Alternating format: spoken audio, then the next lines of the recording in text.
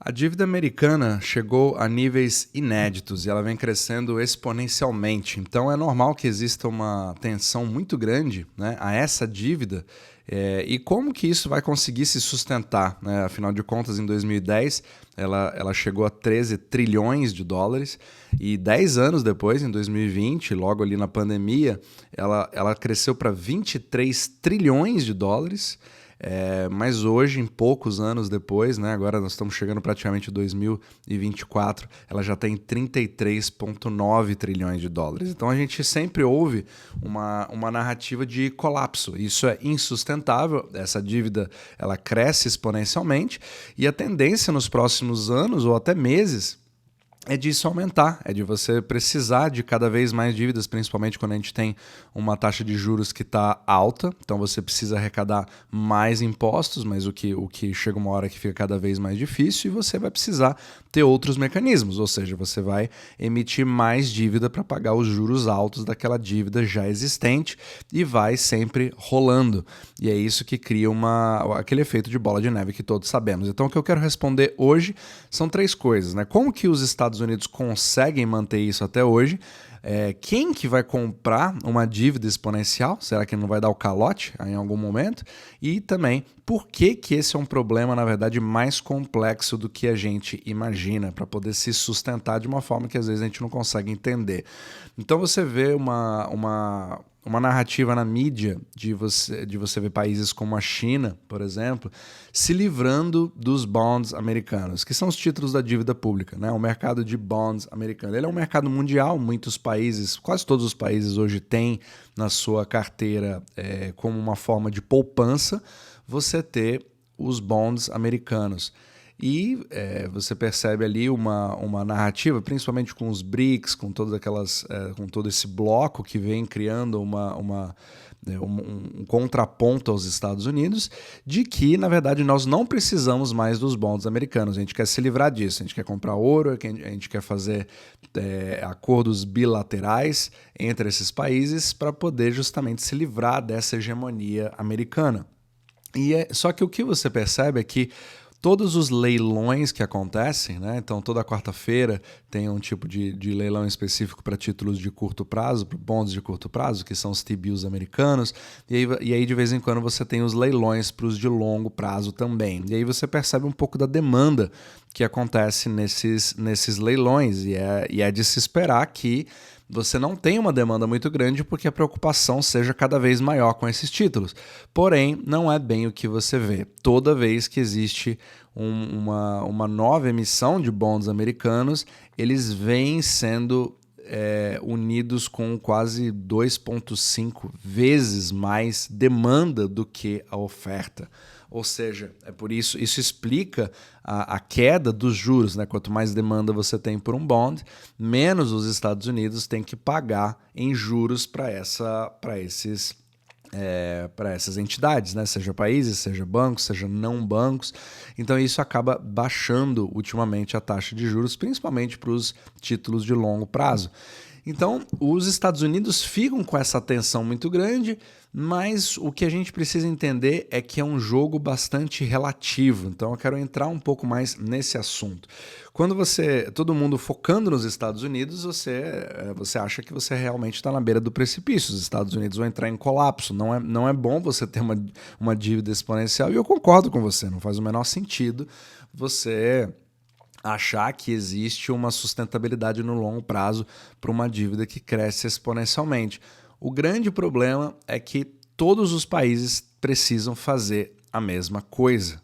Então, quando você pensa assim, mas calma aí, quem são as pessoas que vão poder comprar os títulos americanos, né? Quem que vai conseguir ter uma demanda como essa? Às vezes é interessante você também se perguntar quem que vai comprar a dívida da Itália, que também está crescendo exponencialmente.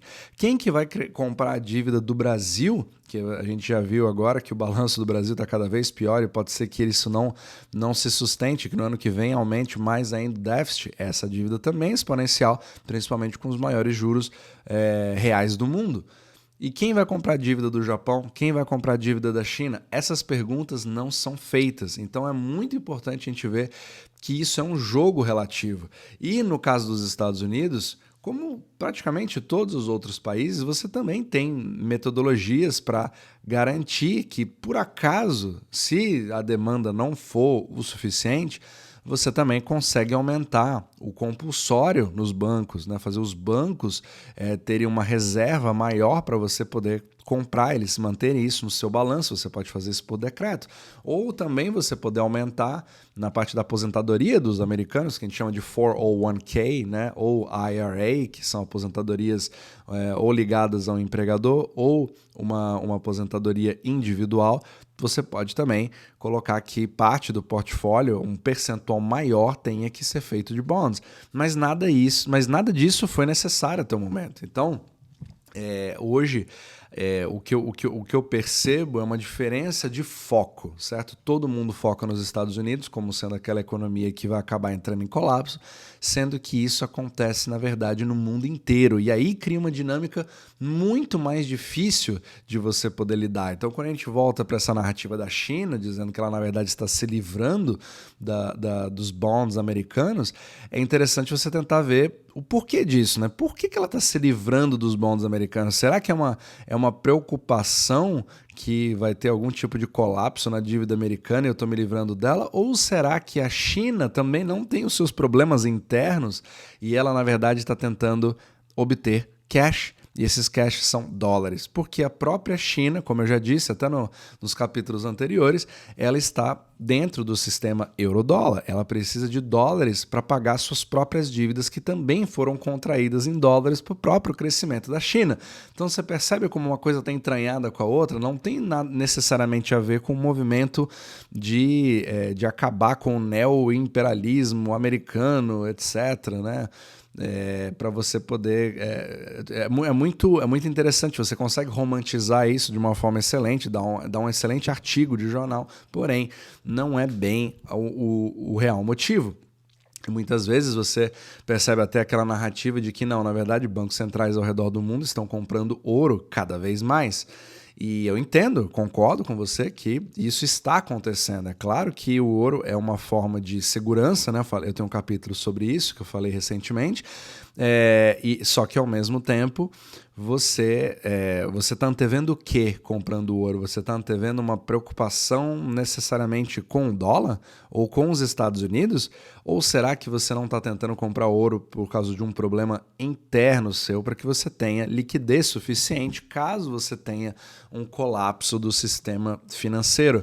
Então é muito importante a gente tirar o foco e entender que é claro que os Estados Unidos têm uma série de problemas, é claro que a dívida dos Estados Unidos é exponencial e insustentável, desculpa. Só que o problema não está somente nos Estados Unidos. O problema está na China, está na Itália, está no Brasil, está no Japão, está na Espanha, está na Austrália, está em todos os países. É muito difícil você achar países com a famosa austeridade fiscal que realmente consegue manter suas contas. Você vê um país como Suíça, por exemplo, ele é um país até exemplar em relação a outros países, mas mesmo assim não está imune a esse tipo de problema. Então cada um está num grau diferente, cada país está numa rota diferente, só que o problema é mais ou menos o mesmo. Então, quando você vê, por exemplo, esses leilões de bonds, você se pergunta, mas quem afinal de contas está comprando isso? É interessante você pensar da seguinte forma: pessoas privadas como eu e você, a gente tem a opção de simplesmente, se a gente achar que o mercado está arriscado demais, você pode ficar fora do mercado. Fala assim, não, eu acho que a bolsa está muito arriscada, então eu não vou ter uma exposição na bolsa. Eu vou ficar de fora, eu vou ficar sentado em cash, eu vou comprar ouro, eu vou comprar Bitcoin, eu vou fazer alguma coisa, vou deixar ali parado, né? Para esperar o que vai acontecer, para aí eu querer entrar no mercado e ver, né, o que vai acontecer e aos poucos ir entrando. Só que isso não acontece com a grande maioria do capital do mundo, que é controlado por fundos de investimento, por hedge funds, por fundos de pensão, e isso não somente nos Estados Unidos, mas no mundo inteiro. E esses fundos têm a obrigação de ter essa liquidez estacionada, digamos assim, em algum lugar, seja ele qual for.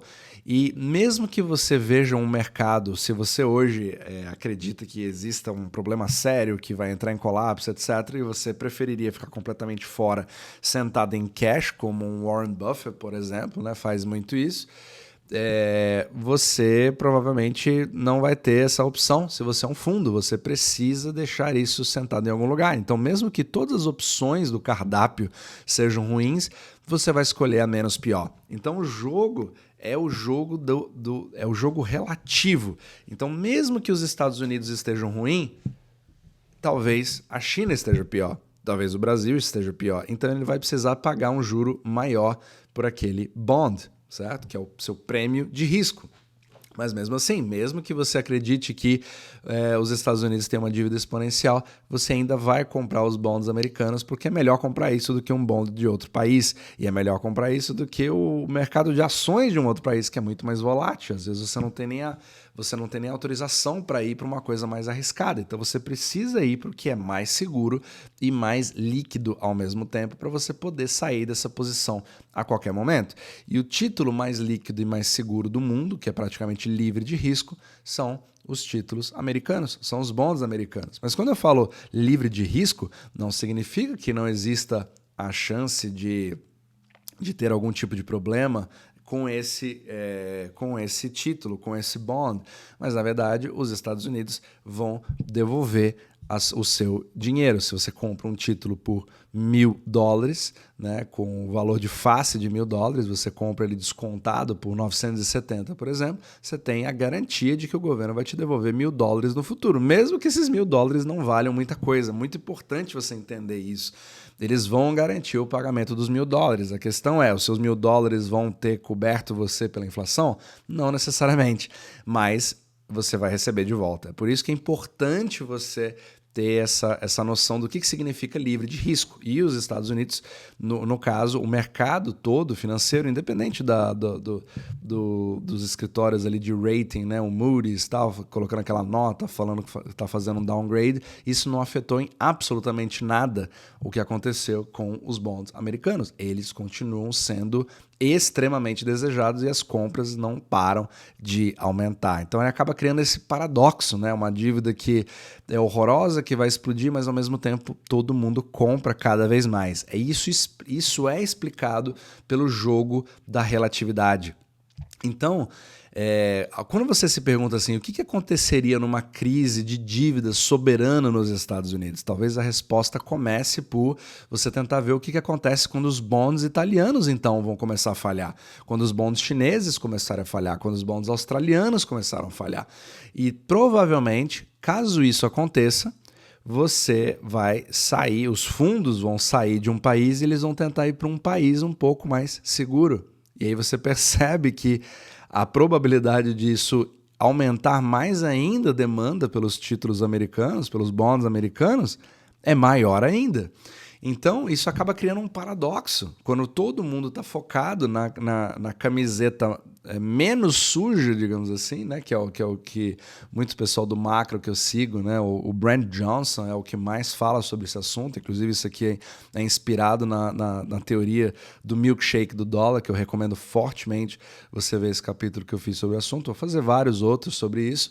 É interessante você ver que a liquidez mundial ela acaba indo para o que é menos pior. E agora tem uma outra coisa que agrava mais ainda esse cenário.